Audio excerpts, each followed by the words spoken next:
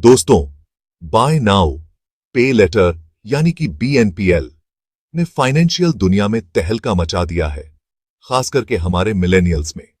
ये नया तरीका कस्टमर्स को कोई भी चीज तुरंत खरीदने की सहूलियत देता है और उसकी पेमेंट बाद में किश्तों में करने का ऑप्शन देता है।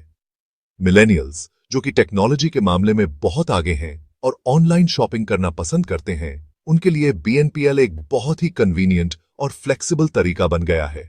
क्रेडिट कार्ड के मुकाबले बीएनपीएल मिलेनियल्स की लाइफस्टाइल से बिल्कुल मेल खाता है, क्योंकि ये उन्हें तुरंत खरीदारी करने की आजादी देता है और साथ ही साथ आसान पेमेंट ऑप्शंस भी। इससे वो अपने बजट में रहते हुए भी चीजें खरीद पाते हैं और पेमेंट को समय पर बांट सकते हैं। आज के जमाने में जहां फाइनेंशियल स्थिति थोड़ी अनिश्चित है और बहुत से मिलेनियल्स फाइनेंशियल तंगी का सामना कर रहे हैं, ऐसे में ये फ्लेक्सिबिलिटी बहुत काम आती है। कोविड-19 महामारी के दौरान बीएनपीएल का इस्तेमाल बहुत तेजी से बढ़ा है। लॉकडाउन और सोशल डिस्टेंसिंग की वजह से ऑनलाइन शॉपिंग ही ज्यादातर लोगों के लिए खरीदारी का एकमात्र जरिया बन गया था। ऐसे समय में बीएनपीएल ने लोगों की बहुत मदद की, क्योंकि इससे लोग जरूरी चीजें खरीद पाए और अपने पैसे को सही तरीके से मैनेज कर पाए। जब लोगों ने अपने खर्चे कम करने शुरू कर दिए, तब बीएनपीएल ने बड़ी खरीदारी की कॉस्ट को आसान किश्तों में बांटने का एक तरीका दिया। जिन लोगों की नौकरी चली गई थी या जिनकी इनकम कम हो गई थी, उनके लिए यह बहुत फायदेमंद साबित हुआ। बीएनपीएल ट्रांजैक्शंस कॉन्टैक्टलेस होते हैं, इसलिए महामारी के दौरान जिन लोगों को हाइजीन और सेफ्टी की चिंता थी, उन्होंने भी इसे पसंद किया। बीएनपीएल मार्केट में कई नए प्लेयर्स आ गए हैं और हर कोई इस तेजी से बढ़ते सेक्टर में अपनी जगह बनाना चाहता है।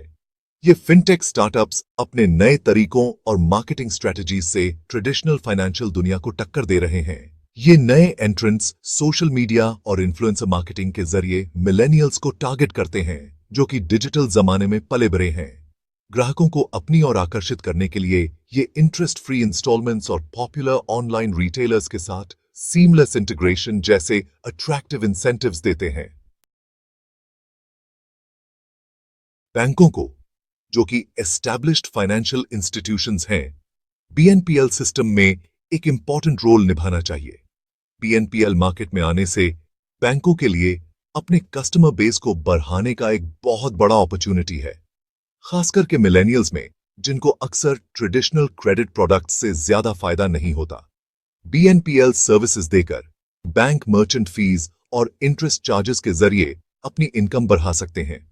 अपने एग्जिस्टिंग इंफ्रास्ट्रक्चर का इस्तेमाल करके, जिसमें कस्टमर डेटा और रिस्क असेसमेंट कैपेबिलिटीज शामिल हैं, वो स्ट्रॉन्ग और कंपेटिटिव बीएनपीएल ऑफरिंग्स बना सकते हैं। आमतौर पर बाय नाउ पे लेटर का कस्टमर जर्नी बहुत ही सीमलेस और यूजर फ्रेंडली होता है। ऑनलाइन शॉपिंग करते समय कस्टमर्स को चेकआउट के वक्त बीएनपीएल से पेमेंट करने का ऑप्शन दिया जाता है। फिर वो अपनी पसंद का इंस्टॉलमेंट प्लान चुन सकते हैं और बस कुछ ही क्लिक्स में अपनी खरीदारी पूरी कर सकते हैं। बीएनपीएल प्रोवाइडर्स एक क्विक क्रेडिट चेक करके कस्टमर की एलिजिबिलिटी चेक करते हैं।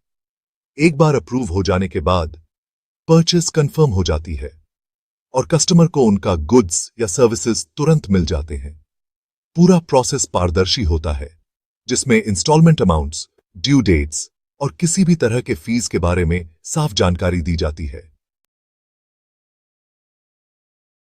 मिलेनियल्स, फाइनेंशियल शंका और बीएनपीएल का आकर्षण। 2008 का फाइनेंशियल क्राइसिस और उसके बाद के समय को देखते हुए मिलेनियल्स को ट्रेडिशनल फाइनेंशियल इंस्टीट्यूशंस और क्रेडिट प्रोडक्ट्स पर ज्यादा भरोसा नहीं रहा। उन्हें high interest rates, hidden fees और कॉम्प्लिकेटेड टर्म्स एंड कंडीशंस से डर लगता है। बीएनपीएल अपनी transparent pricing, flexible pavement options और रिस्पॉन्सिबल स्पेंडिंग पर जोर देने की वजह से इस जनरेशन की फाइनेंशियल वैल्यूज से मेल खाता है। यह उन्हें सोच समझकर फाइनेंशियल डिसीजंस लेने और ट्रेडिशनल क्रेडिट कार्ड्स के जाल से बचने में मदद करता है। आमदनी के रास्ते खोलना। बीएनपीएल के क्षेत्र में बैंकों के लिए अवसर।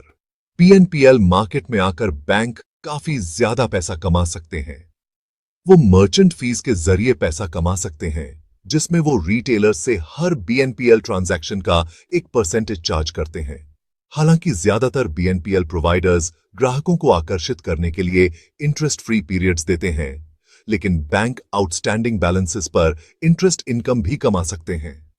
इसके अलावा वो लेट फीस से भी पैसा कमा सकते हैं, हालांकि उन्हें हमेशा रिस्पॉन्सिबल लेंडिंग प्रैक्टिसेस को प्राथमिकता देनी चाहिए।